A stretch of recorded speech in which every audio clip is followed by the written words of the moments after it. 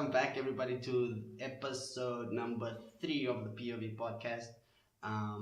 Today, today I have basically my boss, my supervisor. I don't know. We don't actually have a proper term, but I'm interning basically. So go ahead and tell them who you are. My name is Colleen Just, and I work for Curo. And yeah, that's who I am. Perfect. I do the marketing at one of Curo Holdings' biggest campuses. So yeah, that's what I do. Okay, cool. So before this, you told me that you were quite nervous and that you were quite nervous and that you didn't want there to basically be a video component, which is something I would want to get on the podcast, by the way. But why so? Why are you nervous? Why does such a thing scare you, or why are you fearful of something like that? Well, you didn't really want to tell me much about your podcast and what you do. It's so because I'm not sure what you're going to be asking me. no, it's just because you don't want to. I don't want a prepped answer for what I want from you. Like, for example, I have a friend, and I wanted her to be on the podcast, and then she said yes, but she was hella nervous, and she was really but she was like, what are you gonna ask me? What are you gonna ask me? I need to know. And I was like, I can't just tell you, because if I'm gonna give you, everything's gonna sound scripted, and I don't want it to be scripted. I want it to be like free flowing. It has to be a conversation. But obviously there are certain things I want from you that I know that could help benefit somebody or spread some sort of a message. Fair enough. So that's why I get certain people on the podcast that I feel would benefit someone. Good. And the reason why I asked you was because we had a brief conversation like a few days ago. I think it was last week. And I asked, and you just told me I told you that what my plans was for next year, or what I'm looking at doing. And it involved Europe and all of that. And then you shed some light on your past and what you did in Europe and all of that. So I found that really interesting, and I think that was the tipping point for me where I was like, no, I need to get you on my podcast. So yeah. Okay. And that's why I wanted to know I wanted to know more. I wanted to know when did you leave to Europe? When was that that thought in your mind when you were like, okay, I need to leave Africa, I need to go somewhere else? So I, after I finished with my matric, grade 12, it's a long time ago, 1994, I started studying, but I also needed to study and work at the same time. So I kind of worked really, really hard for a couple of years, trying to get my diploma, and I think I'd kind of just decided that when I'd finished with that, I needed to do something else. I just needed to just make a change, and I knew if I didn't do it after my studies, I probably would never have been able to do it. So I made a decision to. And it was quite popular at that time. It was 1997. The year I was born. So I'm quite older than you.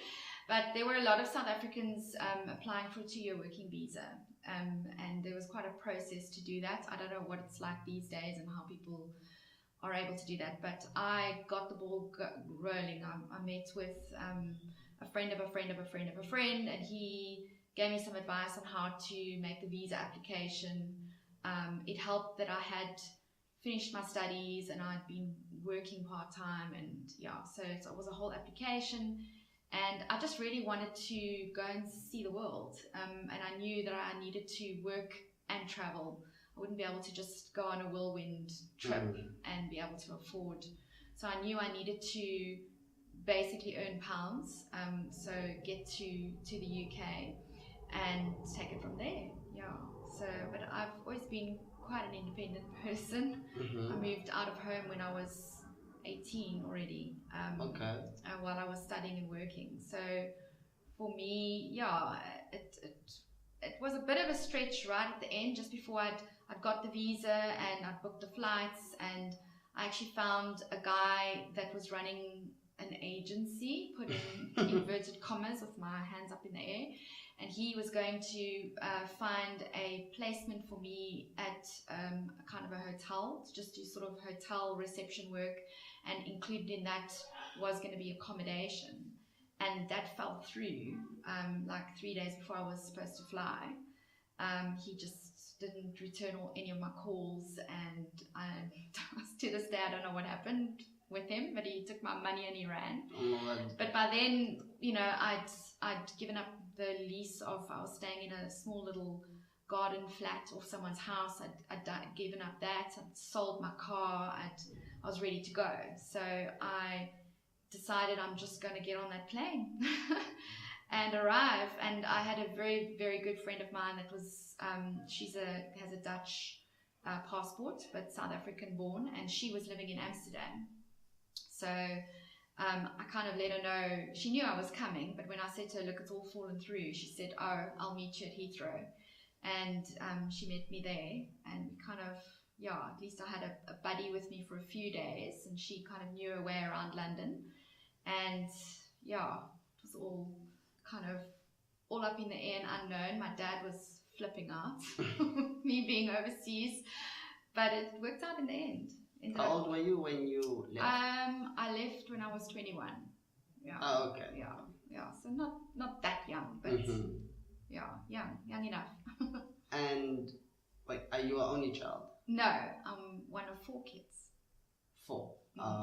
Where do you lie in between the 4? So I have an older brother, then it's me, and then I have quite a big gap and 2 younger sisters. I see. So I'm number 2. So you left to the UK, and London specifically? Yes, yeah. Why London? So I just think, yeah, I'd heard that is sort of the place to be at that time. That was where there were a couple of employment agencies open to helping South Africans on kind of temporary work.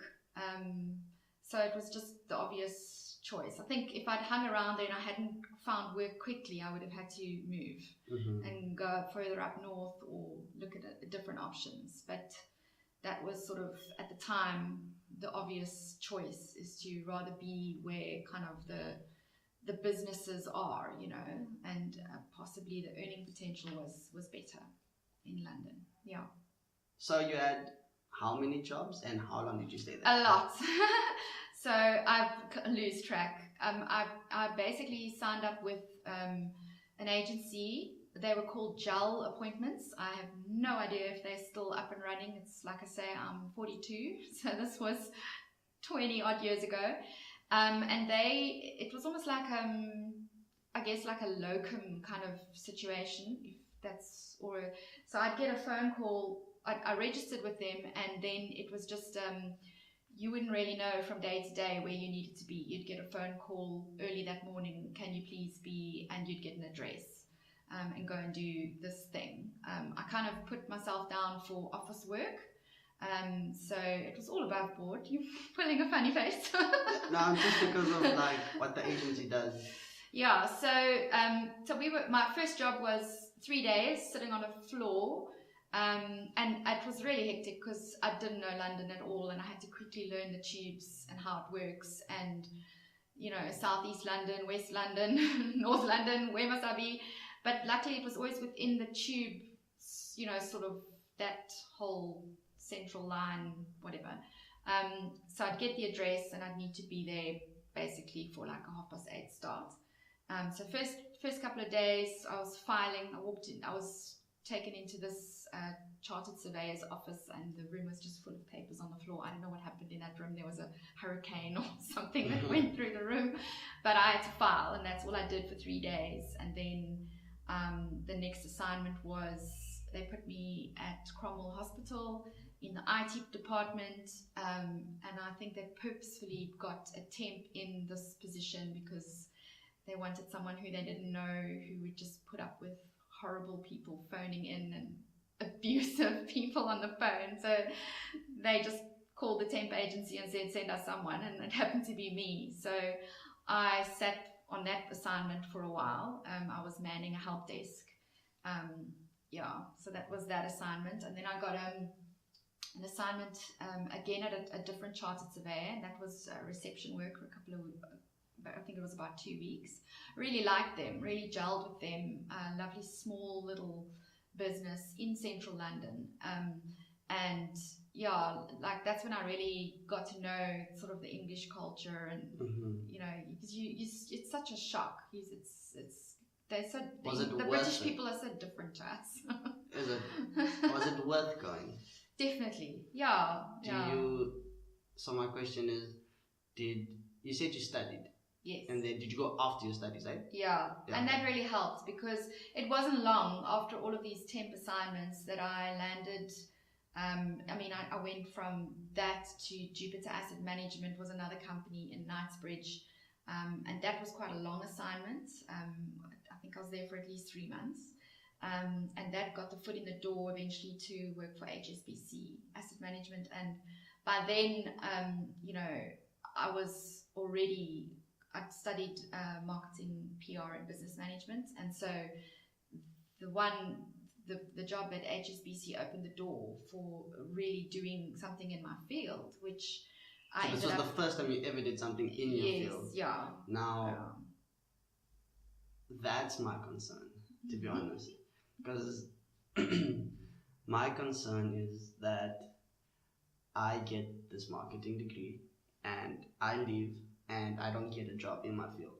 Because nothing's guaranteed in life, especially something like that. Because I know of people that basically they studied, I don't know, let's say for example accounting, but now they're like a secretary or something like that, something way off of what they initially did or what they started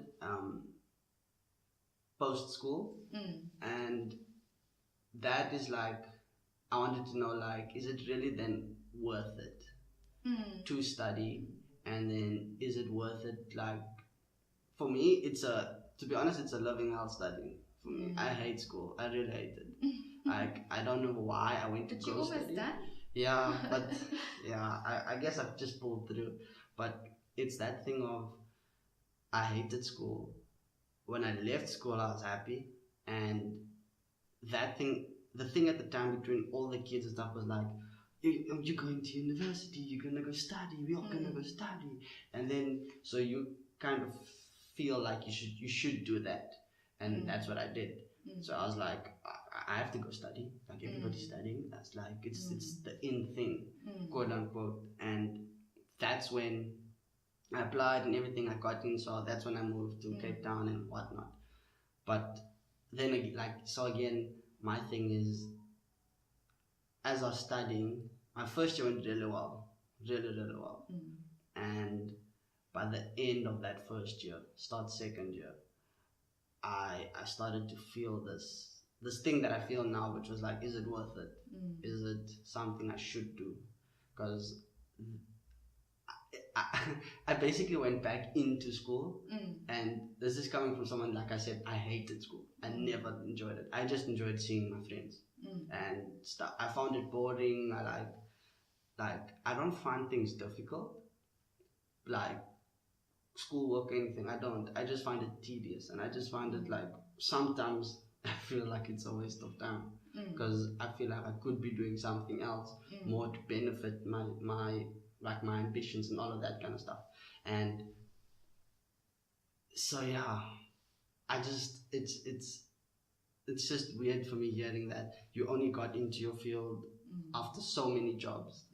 But they weren't long, so it was a couple of weeks here, a couple of weeks there. Some of the assignments were a couple of days, but eventually it wasn't long. I mean, it was possibly a year, and I was where I needed to be. You got to start somewhere. You've got to, I think, especially these days, there are people with degrees who have to start somewhere. And especially in South Africa. I mean, in South Africa, jobs are few and far between. They really are few and far between. And if you can take an opportunity and look at the bigger picture. And if I look at the way it progressed, you know, it got better and better and better. My kind of job at HSBC was exactly where I was supposed to be, and I stayed there we ended up living in the UK for 4 years. Long story, but did you stay at that job? So I stayed at HSBC for about 2 years, and then that was the next step up on the ladder, which was a job at a company called CMP Europe, and there I was a senior PR exec, doing IT exhibitions and PR for big IT exhibitions. At the age of?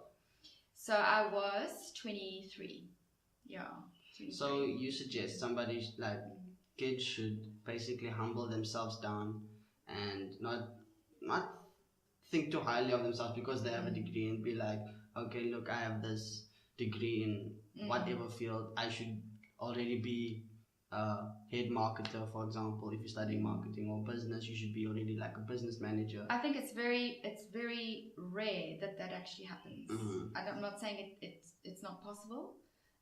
You know, I think in some tertiary institutions, I believe in your final year, you can already go and do almost like in-service training or interning or things like that. And, you know, I don't think it's unheard of that at that point a company likes what they see and they offer you a job. But I think when you finish with your degree, you're an entry level. You have a degree, yes, and you're always going to have that degree. No one's going to take that away from you, but you have very little experience. And it doesn't always mean that what you have studied is what's actually is going to help you, but it's not the be all and end all. Job experience is like diamonds. And if I look back on my progression and, you know, where I'm at now, and I mean, I'm in a role now almost a bit of a gear down to what I was in the job just before this one that I'm doing. And it's seasons of life. You know, I'm a mom with 3 kids now, and you know, I was traveling overseas and I was doing all kinds of promotions and product launches and things, and there's a time for that. But I think certainly when you've finished studying and you're young, hopefully you don't have too much debt behind your name if your parents have been able to pay for your studies. And not everyone's in that boat. Some people have huge study loans that they need to pay off. But when you're kind of in that season, it's a season to put your head down for maybe 2 years and take what you can get. Work where you can. If you earmark a company, wow, I'd love to work for them. You know, go and offer to work for free if you have to for 3 months. Say, look, I want to work for you guys. I want to work. You don't even have to pay me. Let me just get the experience. And these things will lead to other things, you know, and nothing that you do in the job market is for nothing. It's something that you can put on your CV. And, you know, you got to think about it. It's not always about the job. It's not always about what I had to do while I was there. You know, okay, I had to sit on the floor and file for 3 days.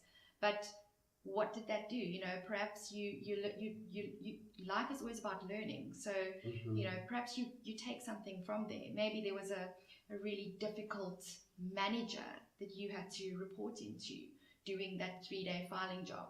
And guess what? You learned the skill over those 3 days. You know, how do I deal with a very difficult person? You know, and, you know, 10 years down the line, you're a senior product manager and you're needing to deal with a colleague or a team member that's got that similar personality. You can look back on your time when you sat on the floor filing for 3 days and, oh yeah, I've come across a person like this before and I learned from it, you know, and this is how I'm going to react or react with the similar personality, and this is how I'm going to get the best working relationship that I can get, you know. So I think, yeah, it's rare that you will land a job straight away with your degree, right there with the best salary and the job title. I think, you know, and it's difficult in South Africa, and it's equally difficult if you're going to go overseas and look for work. I think that is even more difficult than trying to find work in South Africa, because any country that's employing a South African with a South African passport, or even, you know, I don't know, Namibian passport, they've got to kind of prove that they've already offered that job to any other British person, for example, and they can't find that skill set. So you coming as an entry level, what do you bring? You know, you're bringing very little experience. So it's not easy to find a job overseas anyway. Yeah. So yeah, the long story, the point I'm trying to make is you got to start somewhere. Thank you, because I feel like that puts things into perspective, and it would really help somebody like me and somebody like students that are trying to basically find their next step in life after their studies, and the next they're basically the next path in life, and to not, and like I said, I feel like they should then, what I got from you was that they should then humble themselves in the workspace, so that they could progress later in life. And so yeah, I feel that was actually something I could and really would want to share with people my age and younger, because when I was 16, 17, 18, I knew nothing about university, didn't know how to apply, didn't know anything of that nature, didn't know what to expect. I just hear things from my older friends, but then yet again it doesn't help much. Yeah, like you said, you need that experience, you need to experience that after high school life. And now that it's in this phase of college, university, whatever you're at or whatever, now it's like I've experienced this, and now it's this thing of I'm going into the workspace, I'm going into industry, I'm going into businesses and all of that kind of stuff. And that knowledge from somebody that's already gone through it and has been doing it for years, I feel like that's valuable information people like us, us younger generation, do not get. Because you don't hear the stuff in school, you don't hear the stuff in anywhere. Like, you really don't. Like, because it seems so stressful, because you never know what's happening. You never know, okay, after school, what am I going to do after school? Okay, I'm studying. After, okay, you're chilling for 3, 4, how many years you're studying for? And then after that, you're like, okay, I don't know what to expect now, I just have to get a job. You just know these general basic things, terms. How you get what I'm trying to say? And knowing that you have to basically, like I said, humble down, be ready to get that experience and work up, and not expect the best salary and all of that kind of stuff from the get-go. So I feel like that's valuable information, especially for someone like me. It puts me somewhere at ease, and I hope that would do something.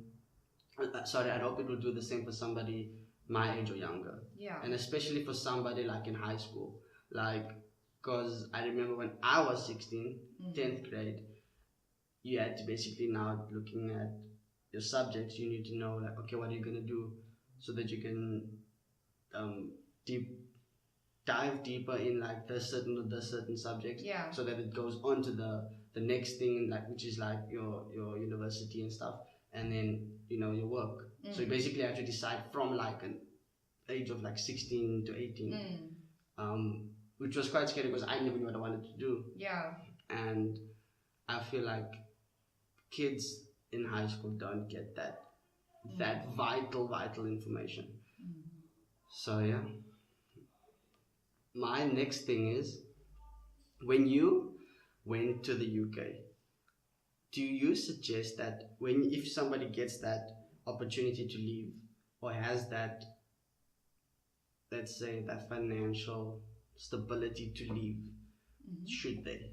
Is something like leaving your country very, very good for your experience as a whole? Like, does it benefit you as a whole? Definitely. Yeah.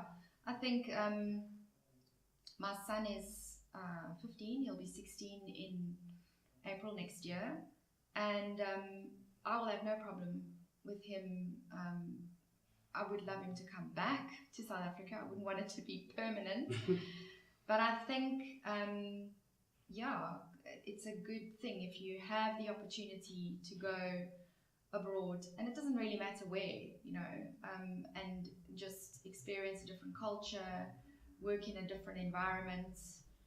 It definitely opens up your eyes, not only in the workplace, but just to how big the world is, and experience different cultures. Absolutely. And I think also, with our South African rand being so weak in currency, if you have the opportunity to be able to work and travel, and that's what we ended up doing, is we worked really hard, and we put in the and there was opportunity for us to put in overtime and even increase our salary that way, because the South Africans had a reputation at that point in the UK as really hardworking people, and so we put our hand up and say, I'll work that. I was there over the I can't remember what it was the Millennium, and it was when the clocks were all, it was that big IT scare. I don't know, you may be a bit young to remember it, but it was like, I'm not really good with IT, but it was like there was this fear that the computer systems around the world were going to crash, because it was now the year 2000, and that provision hadn't been made, I don't know, in the digital world or whatever.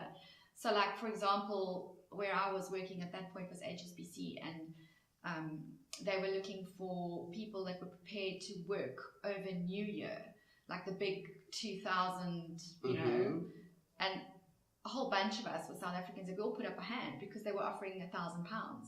£1,000 to anybody that was prepared to work over New Year and be available, and if our systems crash and we've got to, the call center lights up and we've got to call all our customers, and so we, as South Africans that were there, we'd work, and if there was an opportunity to earn extra pounds, we'd do it. And then guess what? We'd go and travel.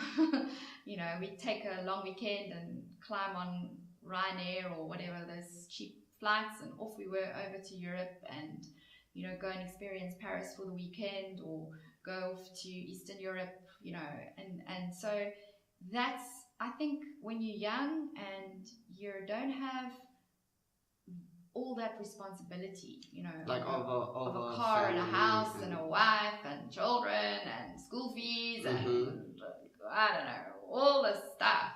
It's a good thing to do, but I think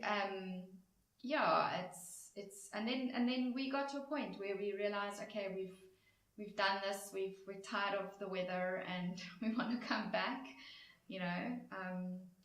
but I think it's a good thing to do. So my son, I'd like him to study first, if at all possible. Get that behind your name. I think some people do take a gap year. I think you're very young at like 18 or 19 to go and do that. And sometimes you haven't got that Hock 8 out of your system. You still want to go and drink and party and still a bit too naive. Too naive. So I'd say study first, get that done. And then you've got your degree that no one can take away from you, or your diploma, and you've got nothing to lose, as long as you've got your paperwork in place. Don't go over there and say you're going on a holiday and then try and find work and whatever, you'll get deported. So make sure you've got your paperwork correct, that you can do, seasonal work or whatever, however that visa operates. But I would encourage my son to do that. I'd be a bit apprehensive about my daughter, only because I'm a protective mom, but if she wanted to do it, I did it. But how did your parents feel about you leaving like that? Well, I'd already left home when I was finished matric. I literally moved what does that mean? What does that mean? I left home. Yeah. Where did you live after that? I took for lack of a better word, a domestic quarter accommodation from. I found a very cheap place to stay, and I was waitressing and studying. Yeah. So you paid I paid, yeah. with your waitress income. Yeah, so I had, luckily my studies were being paid for by my dad, and he was going to make me pay it back when I finished, but in the end he gifted me with my studies. So, but yeah, I did not live at home after matric. I moved in between my two waitressing jobs while studying, and eventually I did study first full time for a year. So I was during the day studying, and I was waitressing in the evenings and weekends, and it was good money, good waitressing job money. So I was able to pay my rent, and I'd already bought a car in matric. I started working when I was 14, waitressing. Oh wow, okay.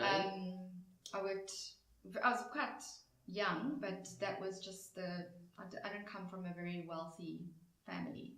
My parents weren't very well off, so I was very motivated from very young to make my own money, so that I could, well, at that age, buy the shampoo that I wanted and the clothes that I wanted. But then eventually, yeah, from about grade 9, I started seriously just saving all my money. So when I was in matric, I was able to buy my own car cash. So I had the car, and I started buying kettle, iron, toaster, fridge when I was in matric, putting it in the corner of my room, and every time my mum walked past, she just looked to my room and saw all my stuff. Like every week would be something else that I bought, and she would just start crying. But I was independent. I needed to. Do you think that's what our generation lacks a lot? Because I feel like such a snob listening to your story. Because now I don't come up from a wealthy family either. Like. It's average. It's really average. But my mother, and my father, they gift us a lot. Like they give us a lot. Sometimes I actually feel like I'm being spoiled too much, and I don't know. I think it's maybe just because like the way my mom them grew up.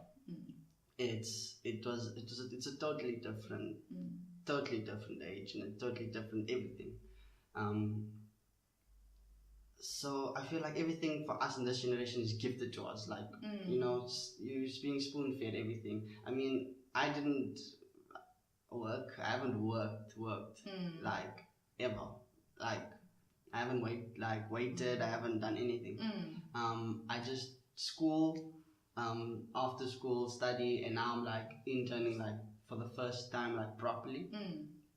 And I mean like I have a car, but it was gifted to me by my parents, and they weren't like, you need to pay us back for this car or anything. It was like, and it was just a gift, and it wasn't something I even asked for.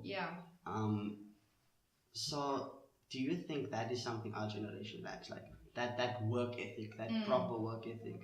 And is it that we are so used to being, like I said, spoon fed?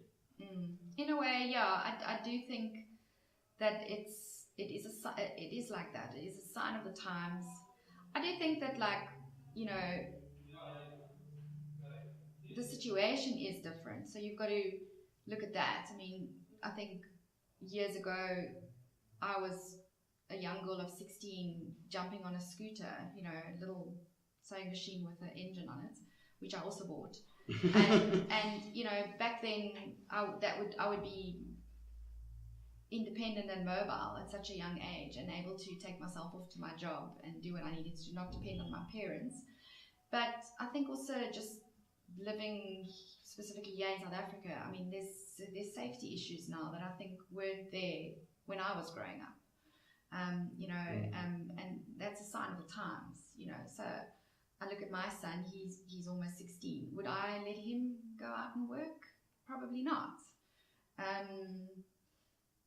I think there's a bit of that lost, almost that work ethic that I had growing up, that I needed to earn my own way. But I think parents these days can still strive to create an environment for their young, teenagers / young adults in that they must know that you need to work for something. It's not just going to fall out of the sky. Life is unfair. I have a saying with my kids, unfair training. And that means if I decide to, buy a chocolate for the one and not for the other, and the other one goes, "Oh, that's not fair," and the first thing I say is, unfair training. This is your training in unfairness. So he got a chocolate and you didn't. And guess what? Life's not fair. Deal with it. Because That's totally like me. That's something I do. Like that's really how I am. I remember when I was in matric, we were, I think, a class of 20 or 21 or something like that, and we were like only 3 boys, and I was one of the 3. Yeah, 1 or 3 or 4, something like that, and the rest were all girls.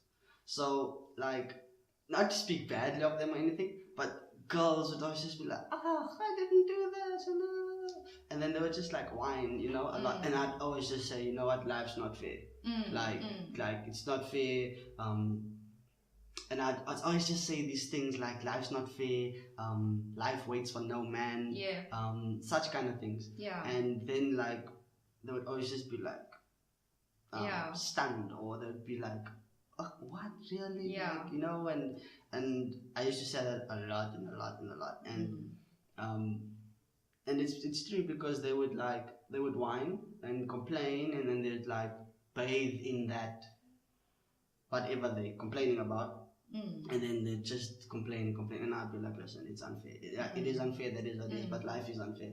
Like, but if I just going back to what you were asking, I think the generation now has a lot of opportunities. It's not the same, as in we've got safety issues, security issues. And parents do tend to rather give to their kids because they want to keep them protected and cotton-wooled, and no, you don't need to go out and have a job. I'll sponsor your car. But I think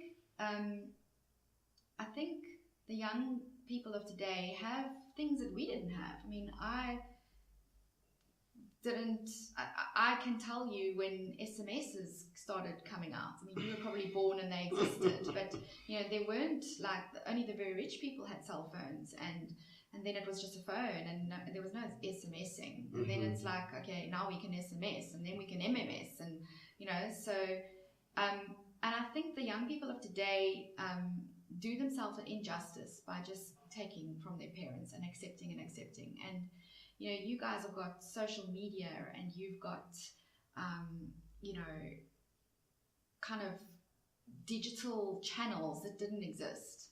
And so yes, you can still be entrepreneurial and kind of get your own thing going and earn money that way, instead of going and being a waiter. You've got other ways of making money that didn't exist when I was, and even while you're studying, you can start up something and do something. My son, when he was 6, we noticed that there were weeds growing in our estate on everybody's driveways, and we said, "Come, you and your sister, we're going to help you. We're not going to, you're too young to do this by yourself." But we got them a little backpack with the plungy, poisony container thing that you put the weed poison in. Oh, yes. And we said, "Go and put your business," we made little business cards, and we said, "Go put your little flyer in everybody's post box, and anybody that wants their weed sprayed on their driveway." And I mean, that's almost an old school way of, I'm sending my kids out in the streets, and there's security issues there, and those type of things, but that's not always safe, but that's my same oldest son now. He's 15, and he runs a little quote unquote business, buying and selling computer parts and gaming machines and whatever. Okay, he's got his dad helping him, and my husband's in IT and able to get good quality, not so expensive products, and but he's on Gumtree, and he's buying and he's selling, and so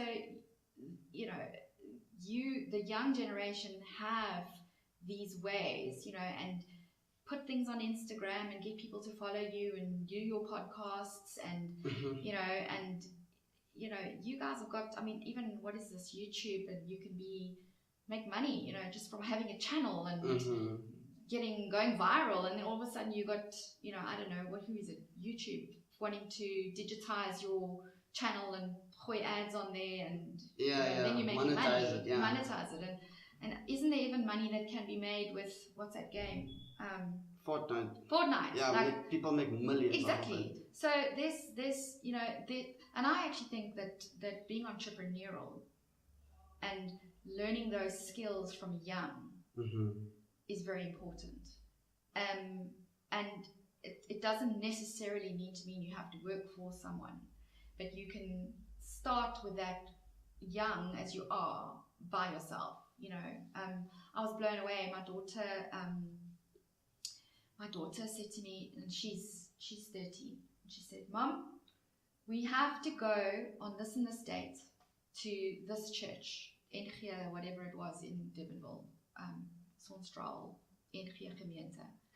And the slime lady that she's into slime, big time, slime. This slime, that slime, smelling slime, textured slime, whatever. She follows all the slime people." And she said to me, she kept on going on about this date, and I said, "Emily, it's a kak bazaar, and the Tanny is going to be there, and she's going to have a table, and she's going to be selling her slime. We don't have to get there at 1 o'clock. Mommy, we've got to be there at 1 o'clock. I'm like, I'm sure the bazaar's running the whole day. This lady, she follows her on Instagram. She's put it out on Instagram. She's going to be there selling her slime. I will get you there. You know, we will go and get you some slime. That's fine. Whatever." She kept on going on about this. Lo and behold, that day approaches. I always run late, so we got there about 1:05. There was a queue wrapping all the way down the road and around that church. A queue of people. For slime.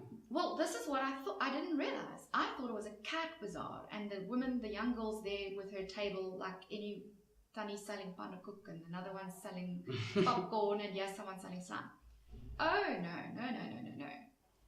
She basically, this girl, has thousands of followers on Instagram. It was just her. She'd managed, I don't know who she knew at that church, but she'd said, "Can I use your venue?" They've obviously agreed. And just through Instagram marketing, she managed to get this complete row of people. The neighbors around that church were coming out of their house to say, "Actually, what's going on here? Is there a celebrity inside? Like, what is this?" So that's a typical example of a young person. And in the lead up to the slime event of her, she put out on Instagram, she's going to be there, and these are her prices, and this is what she's selling. She told people to bring their slime that they've made, and she will take it in, and then she will review it later on her channel.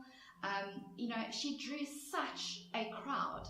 I just looked at this and I thought, this girl selling slime is going to be a multimillionaire. Yeah. You know, I was blown away. I was like, how through Instagram marketing does she get her, you know, such a following for slime? So that's an example of a young person that is entrepreneurial and thinking out the box and making money. And learning skills, you know, whatever she's busy studying towards, we don't know, but learning skills and running her own business. Yeah. And I feel like it's true, but don't you find it like laughable?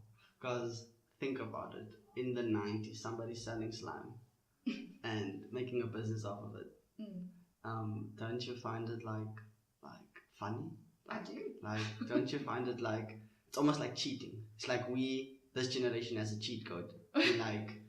like to be successful in business wise or financially rather. Because it is funny, because you get stuff like you said, you get stuff like on YouTube, people are like, I can't remember what the channel's name is specifically, but it's something like what's inside or something like that, and then they open everything. Like what's inside, for example, what's inside this microphone, then they'll saw it open, and people would watch like over 1 million views of it, and then they'll make money that way. Do you want to answer that, or do you want on? Okay. All right. Yeah. So, but I find it like quite interesting because I do see these opportunities. I really do, and I've seen this when I was 17, 18, and I was like I can do this stuff. I can really like take advantage of like social media platforms like Facebook, Instagram, YouTube, whatever, and I was scared to do it because now you're in the public eye, and at that time I really cared about a lot of what people thought of me. So you want to have like this good, what's it called? What's the word? Status, I guess, or whatever you want. Like you want this good word about yourself spreading through people. Like you don't want something stupid. Like something embarrassing or whatever. So that time I knew what my interest was in, and I had an interest in marketing as well, because I did business studies in high school, and I was like, okay, look, I wasn't also entirely sure. Everything was just all over the place. Went to study marketing. Through my years of studying, these past 3 years, I've started to see a recurring pattern of me always referring back to social media. And now it's this thing of like, it became this thing of, okay, now everybody's doing social media. Because it's easy. In all fairness, it is easy. If you build an audience, you can do anything. Like you really can. If you get like, for example, 20,000 people just looking at your stuff every day, you can make a successful business out of it. Because what business, like for example, like Nike or Puma or something, would not want 20,000 people looking at this stuff, and then, for example, half of that, the 10,000, buying the stuff. So I saw these opportunities, but I was just scared to like take that leap of faith, more or less. And it was only till this year where I was like, you know what, let's just do it. And I found an interest in podcasting like the end of last year. So that's when I was like, for months and months, I've just been scheming and like strategizing, like what my brand would be, my personal brand, what I want to portray, what I want. And then once I started to find that more and more, and as I'm doing these things, it's just, it's like you're chiseling at the statue, like you're starting to mold what you're getting to that core thing that who you are, what you want to do, and it's just getting better and better. So only till this year, 2021, before I turned 21, that's when I started like my podcast, my YouTube channel. I have an okay following, like it's not big, but it's an okay following on Instagram, and I was like, I can use these things to my advantage. And I've always told my mom, growing up, I want to have my own business, like since primary school, throughout high school, but I never knew what it was going to be. And now it's like, it's coming to that point where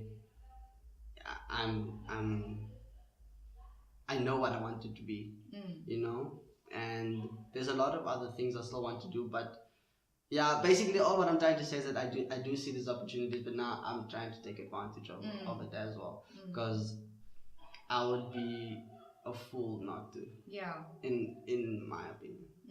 So, like I said, I focused a lot on what people thought about me, but then I put that aside, and like I really don't like. I've had this like split basically. I would care, but I wouldn't care. But then I would, but then I wouldn't.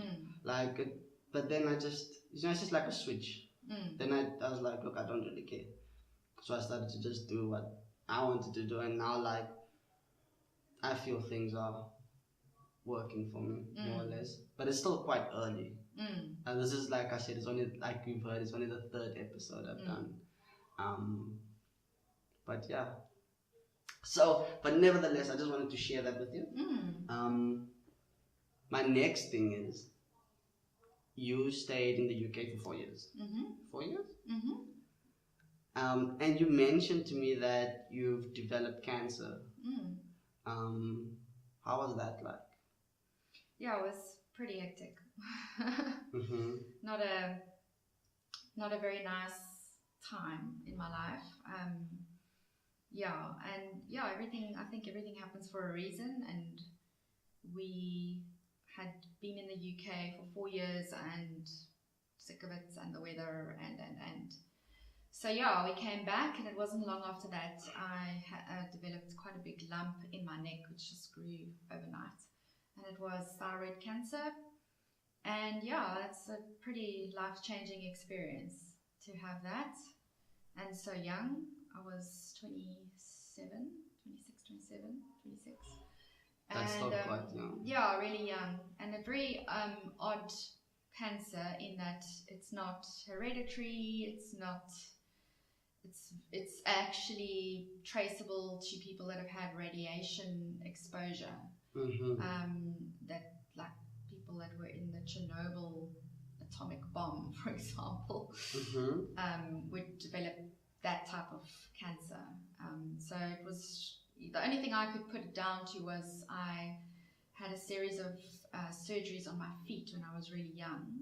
I was born with kind of funny feet, not serious, but it developed as I grew. And up around about the age of 13, I had to have a couple of surgeries on my foot, both feet, and perhaps at that point, maybe at some x-ray or something didn't go right, or unbeknownst to me or my family, my parents, I was exposed to radiation. I don't know, but yeah, so I developed this thyroid cancer and had to. You said, sorry, like you said you lived in central London. Could it be that I don't know, I'm just spitballing. Maybe it's like the pollution or the something like in the air, because I've heard that conspiracy in such but it's apparently it's proven that cars in like big cities and stuff, there's a lot of moving traffic, and when they brake, they give off like this spark or like this kind of dust, powder, what have you, and if you inhale that, it can activate cancer cells or something like that. So I'm just quite like trying to see if I can put two and two together, because this is what I've heard, and apparently there's like a proven fact that it happens a lot in big cities because there's that constant like moving traffic, and then if you are in that like those big cities, that you're obviously inhaling a lot of that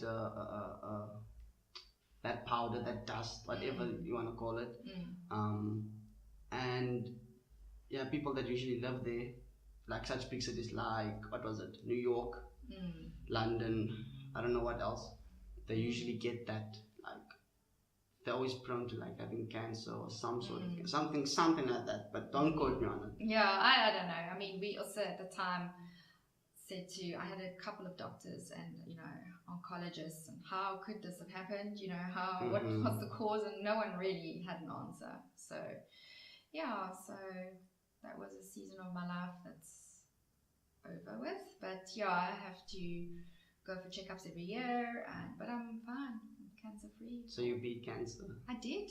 That's amazing. I don't have a thyroid at all and have to take medication every day, but I'm a cancer survivor. Wow, like how long have you had it for? Hey? How long have you had Yeah, cancer so for? I had it at 26, and I was kind of treated for about a year, and then had surgery and whatever, and radiation. So you caught it early? Yeah, it was caught early. They cut out the tumor. What they do is they removed my entire thyroid, and they removed more than what they should have, because they always cut around a tumor. They even cut the healthy kind of flesh, meat yeah. away, so that there's nothing left. Yeah, and then just every year need to go for the type of cancer I had can spread to your liver, your lungs, or your lymph nodes. Oh. So I always just have to go and be checked out on an annual basis. But I'm cancer free for, I don't know, can't do maths, 20 odd years. Wow. That's amazing, because you don't get many survivors. You know? Yeah. That is something to be quite braggy about, if I were you. Yeah, and I think just, you live a healthy life. You're very, I think before that, you're not really aware of it. Once the big C has touched your life, you are very aware of what you put into your body, and